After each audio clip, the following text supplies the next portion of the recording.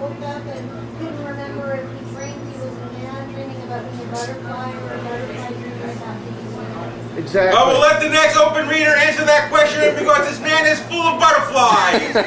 Here he is, Alan Moore.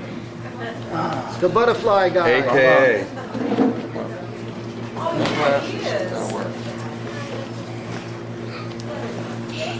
Look at him, loaded with Answer butterflies. that question? Yes, of course. You're very mean.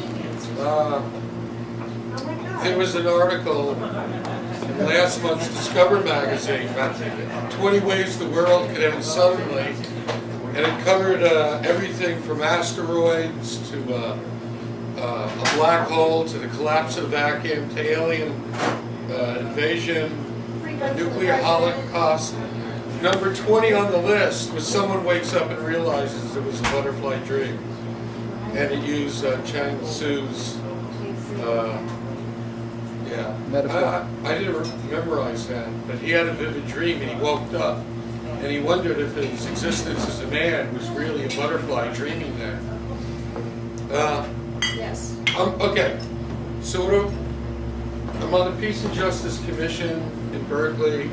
I'm working on a butterfly peace project, which has got a theme of global healing and forgiveness.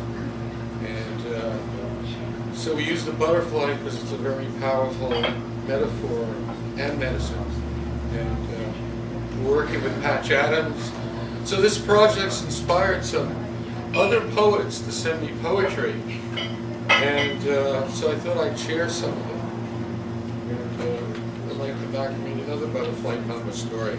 This one is called 10 Zillion Ways of Looking at a Butterfly. And it was by John McNulty, who plays Native American flute. He's on our board. I like to multiply the number of people who ever lived times the number of butterflies and divide by 72, which gives 10 zillion. There was an article in the newspaper about a group who wants to turn the Jewel House in Forest Park into a butterfly house. It sounds Japanese, like a brush drawing or a haiku. It has a depth and richness of silence. I can't imagine anything with more quiet delight than a flight of butterflies. I watched only one once for about 20 minutes. It was a moment of blessing for a butterfly to flutter about that long near one person, blessing and blessing and blessing as he flew around the flowers and trees down by the old Silvermine Creek. He came close enough to stun me 8 or 9 times with his fluttery yellow bobbing, like he was on a string and gravity would pull him down and the string would yank him up. And he never touched me, but he paralyzed me with wonder. I watched him with my heart on pause while he journeyed pointlessly, figure eights, not finding or doing anything, not landing, not stopping, not thinking. He was totally without meaning, in a Zen kind of way. He wasn't butterfly down. And the stream was bickering over the rocks, and the grasshoppers were buzzing and hopping. Another time I saw hundreds of monarch butterflies all at once. This is apparently nothing. The skies full of them have been reported. Once I saw tens of thousands of snow geese at a lake in Iowa, and it was a white and magical moment as they circled in squadrons, honking elegantly distant, and glided into the lake in hundreds of sorties, training missions, formation practice, or just someplace to get out and honk, where a guy can hear himself honk. But that's another story, and it's not about butterflies. And this poem is, so enough of that. Seeing those couple of hundred monarch butterflies was like finding Easter eggs. First I saw one, then another, then another. Once I got used to finding them, they were everywhere. They were on flowers and tree branches and under leaves and in bushes, on the ground, way up in the air. I felt like running after them, like my dog at the lake chasing the fat white ducks, or like a 3-year-old going after bubbles in the air.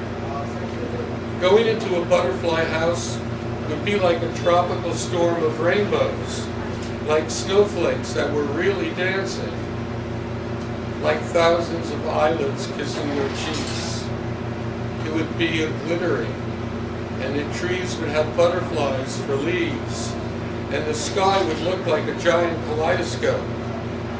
It would be triple Zen, Japanese, Buddha, butterfly, and even the little prince could look at just one, precious one, if he wanted to.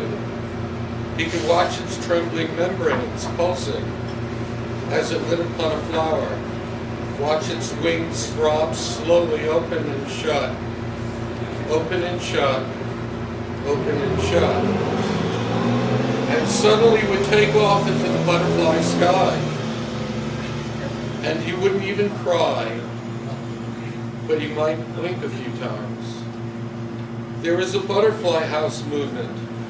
The article in the Post-Dispatch is part of a big slow hand moving in the world, moving slowly enough so that a butterfly might land on it, cradle itself in a gentle palm.